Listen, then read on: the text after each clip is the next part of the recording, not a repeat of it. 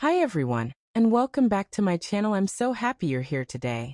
Make yourself comfortable, maybe take a cup of tea or coffee, and let's spend this time together in a calm and cozy way.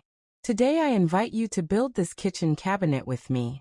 Right now I'm still thinking about my dusty rose collection, and what kind of cabinet design would work best with the wardrobe that I shared in my previous video. So while those ideas are still taking shape, I thought we could take a little pause from that and step into something lighter, something warmer, and just enjoy the process.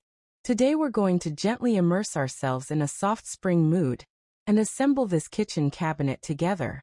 This piece is actually part of a larger kitchen set, and I'll be sharing the full kitchen in the next video, so you can later combine everything into one complete miniature interior. As always, the tools remain the same and nothing has changed here. You will need scissors, glue, a scoring tool for pressing the fold lines, and A4 paper around 160 to 200 GSM, preferably matte. That's really all you need.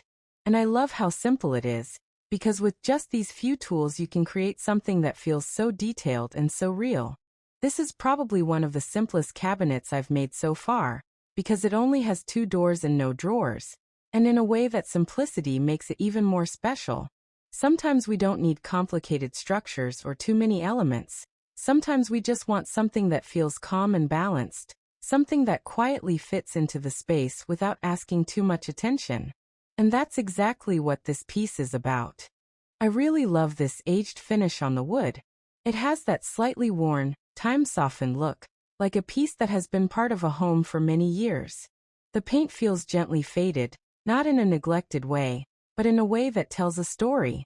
The edges are slightly softened, the tones are warm and natural, and together with those soft lilac frames and delicate floral panels, it creates this beautiful contrast between structure and decoration. It feels like something you might find in a quiet countryside kitchen, where everything has its place and nothing is in a hurry. And I think that's what makes this design so comforting. It doesn't try to impress, it just feels right. Miniature pieces like this can be used in so many different ways. You can build a full dollhouse interior, create a diorama, decorate a shelf, or even just keep it as a small object that brings you joy. Some people love creating entire scenes. Some use miniatures as part of their creative space, and for some it's simply a form of relaxation. The process itself can be very calming, just cutting, folding, assembling, watching something flat slowly turn into something dimensional. There's no rush, no pressure, just a quiet moment for yourself.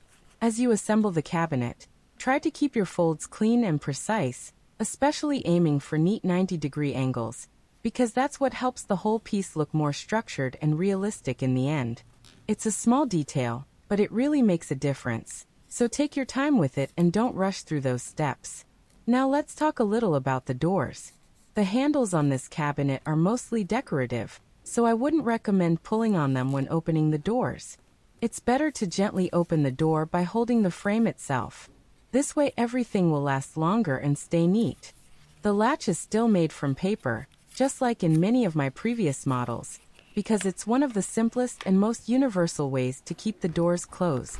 But of course, you can always use your own solution if you prefer, like small magnets or even tiny pieces of Velcro, whatever works best for you. To make the paper latch more durable and prevent it from fraying or bending, I apply a bit of glue to it and let it dry completely. Once it dries, it becomes much firmer, almost like plastic, and holds its shape much better over time. There is also a small detail with the hinges. You might notice that they remain white on one side, because the colored part is only printed on the other side. Of course, it would be possible to glue 2 layers together so both sides are colored, but then the hinges would become thicker, and that wouldn't look as good when the doors are closed. So I prefer to keep them thin, and if needed, you can simply color them at the end using a pencil, marker, or paint to match the door color. But if the white edges don't bother you, you can absolutely leave them as they are. I really hope you'll enjoy this kitchen cabinet and the full kitchen set that will follow. For now, just take your time, enjoy the process, and let this little project bring you a moment of calm and creativity. Thank you so much for being here with me. I truly appreciate it. I hope you enjoy the rest of the video, and if you have any questions, Feel free to leave them in the comments. Happy crafting, and I'll see you very soon.